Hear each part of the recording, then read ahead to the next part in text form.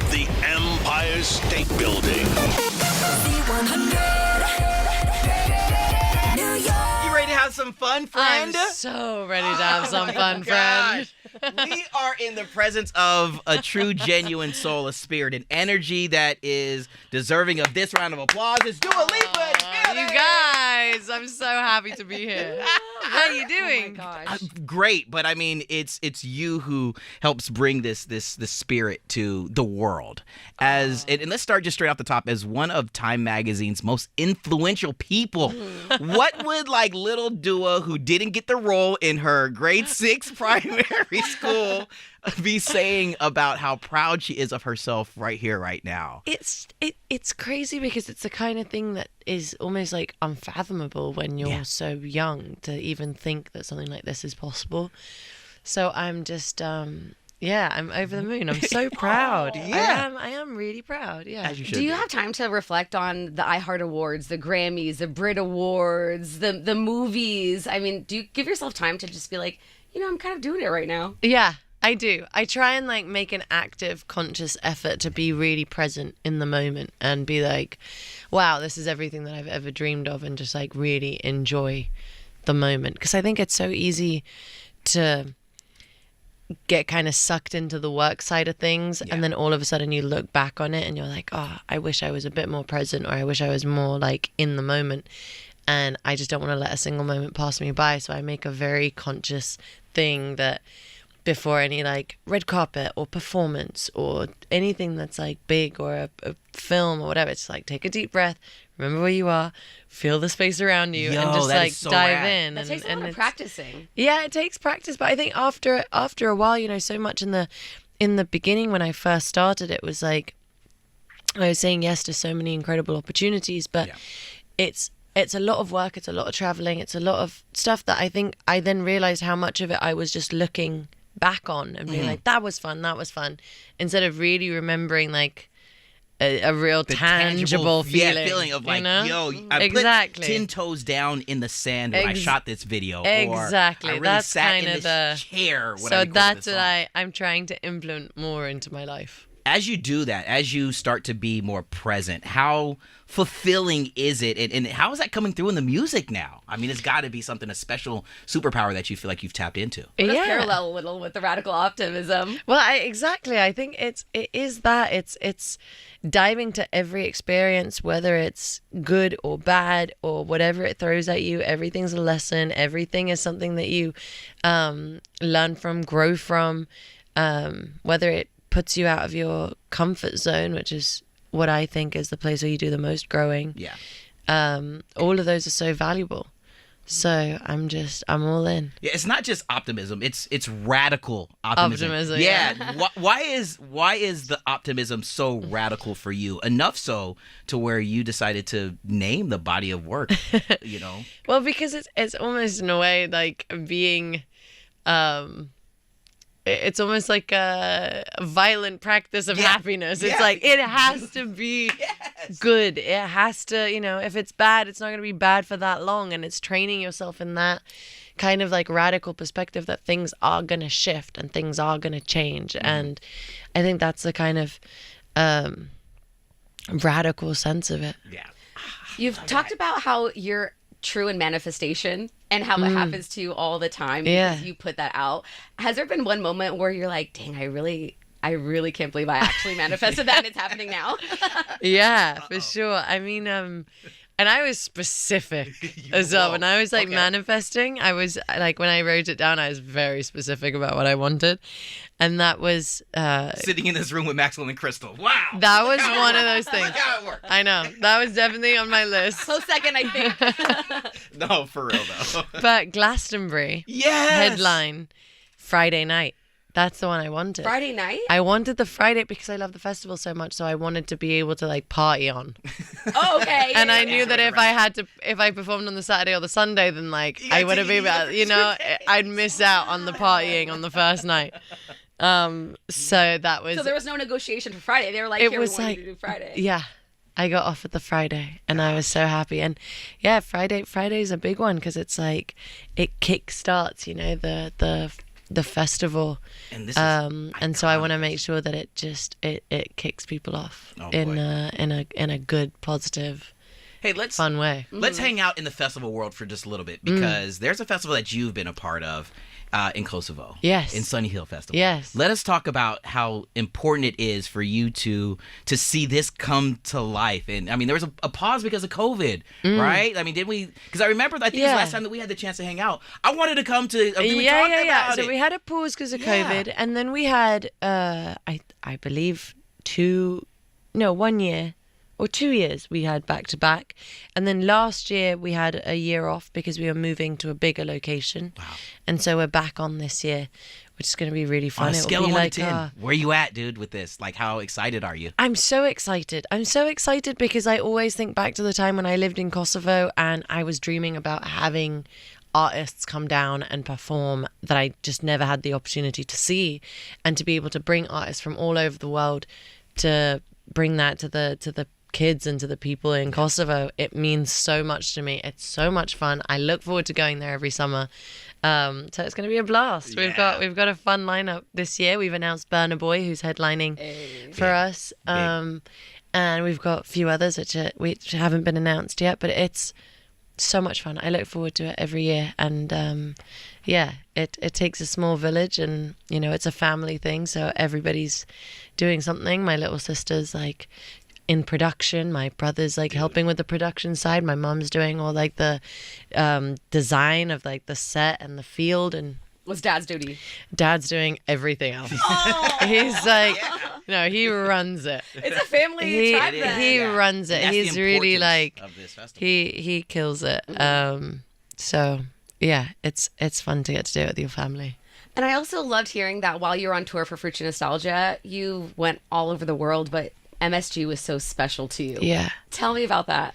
Well, it's one of those milestone shows, milestone venues that you just always dream about, headlining yourself. And I don't know, I was like convinced that from the energy that I felt in the room that the floor was shaking. Yeah. That's how Yeah, I I was. know. I don't know, I just felt it so deep in my heart how, I don't know, maybe it was just like my adrenaline and all the excitement and just being so grateful to be on that stage. But it was a dream. It hit It was a different. dream, yeah, for sure. MSG is that place. It is. To have been able to circumnavigate the globe and to get those stamps on the passport and to do what you love to do. From your vantage point, when you look out to the crowd and you see that you are making core memories for other people, how much sticky are those moments, or how stickier are those moments that those are your words, those are your dreams coming true, your visions coming true, and you're creating those new memories for other people. Oh, it's beautiful for me. It's such an honor to be able to be a part of people's memories, and to have the music soundtrack like a little part of their life or their experience with their friends or their family or whoever that they're there with that night, or take their mind off whatever they're going through in their life at that point. Like what an honor. And I know you love traveling, so those places are making memories for you too. Yeah. I was so proud. I'm a Mexicana, so hearing that Mexico City is a special place for you. Love Mexico Tell me City. about that. I love Mexico City because I think it's like the city with the best food in the world. Let's go. And it has incredible architecture and amazing art, and just the culture is so beautiful, and the energy of the people is amazing. And I don't know, I love traveling. My job lets me travel so much, and I just never want to miss out on getting to know a place. And I feel like the way you get to know a place is by eating some good food, drinking some good wine, meeting some cool people, going on a night out, going to a cool museum, like really diving into the culture. Like that for me is just some of my favorite things to do. So yeah, It's Mexico a full immersive City experience. Hey, thank you so much. Yeah, for sure. That's dope. It shows in the craft that you create, is that's who you are. I mean, you give us these parties to go to. You give us these immersive. You really. I'd truly, like to think so. I'd like to be at every party in spirit if I could. I heard you say that the craziest parties were like the Brit after parties. They're nuts. Tell me about that. Well, I don't know. It's just English people love to drink. There's just like they just go hard. There's wine on the tables, each and every table, multiple bottles. At the was it you were there? So it's just some like foul stuff. It's just madness. Like everyone's up and dancing and rowdy halfway through the show, and you're like, oh my god, we've still got a whole couple more hours to go of this, and people are losing it. But it's fun. It just adds to the chaos, to the energy. It's so fun. Oh man, let's swing back shortly before we get you out here to this album and this music as we are on the horizon of Radical Optimism getting here, and obviously family and friends are getting listens to these songs to test out the water. Who's the family member that gets the first listen to a new song from Dua Lipa? I think like the first two are my siblings. Yeah, Rena and Jin. They're like my barometer for if anything's cool or not. Or not. And it's great because they both have like different tastes in music, and so if I feel like I'm covering ground with both of them, then I'm onto something good, you know? Okay, my cool and leader and like, are we somewhere? Are we hitting somewhere?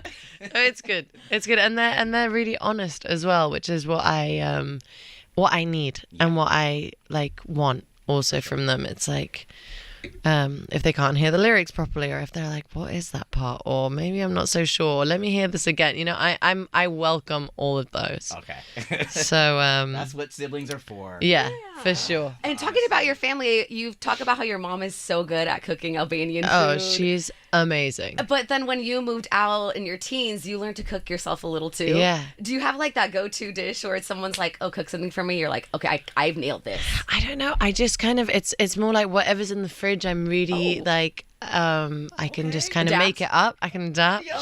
I have to say, I'm like, Dua can dabble. I can dabble in a couple different things. See what happened with the shrimp on the But grill. hey, you know how many people were like, she's not really grilling that shrimp? I'm like, I did the whole thing. She was doing the damn thing. Yes. But I don't know. I love to cook, but apart from like barbecuing stuff, I love to roast. So roast dinners, and you know, all the trimmings and the duck fat potatoes and the whole thing. It's like, oh, duck fat's a new butter, I heard. Oh yeah, Right? That's it's like banging. butter's out. You need it because it makes them like really crispy on the outside and really fluffy on the inside, and you want like the rosemary and the sage, and my mouth's watering. It's like 10 a.m. I'm like thinking about potatoes. Will you please? Because otherwise we're booking a flight for a proper Sunday roast. Yeah. Sunday. We're pulling up You to London. gotta do it. You gotta do it.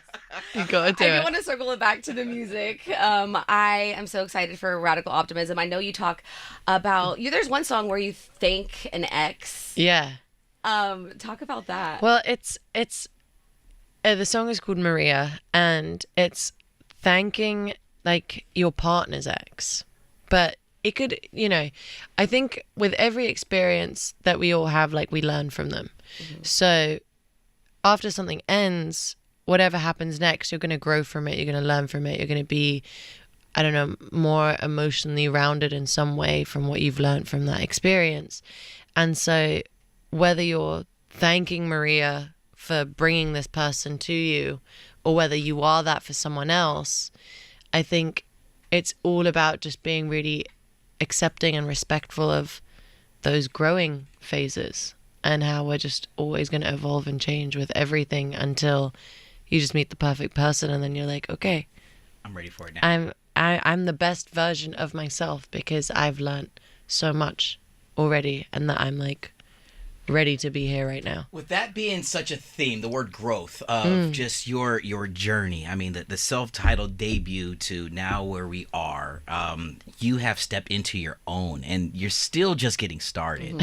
So, I mean, the world is, and I hope I'm not speaking for anyone else, but I think that everyone is just so extremely excited for you to own this chapter of who you are, and write it in your CVS notebook. Yes. Hey, who knew that thing was going to be so important? All over all the TV screens, all the YouTube clips is like that brown notebook. That one, yeah, it's crazy. It's crazy. I'm super grateful. Yeah, and I'm excited, and I just hope everybody loves the record as much as I've loved pouring my heart into it. Well, we loved hearing that in this record. You wanted to make it positive, that you've had those like crying on the dance floor songs, and that's the girl you are and will be. Yeah. But there's so much negativity in the world, and you just want to give light and make anything that is negative. There could be an optically radical way and optimism to look at this. Yeah, for sure. And I mean, there's tension in some of the songs, but they all kind of resolve in a optimistic manner. Ooh. And I think, because, every story, it will have some kind of like push and pull. But I think as long as at the end of that, there's a resolve, then I just believe that, I don't know, the words that I sing kind of become like a mantra. So if I say them enough, they'll come true. So I got to be careful what I say. Yeah, I love that. Have you resolved your beef with Crocs? I'm not sure. Why? Because I've heard that Crocs is just not it it's for just you. It's just not like my thing.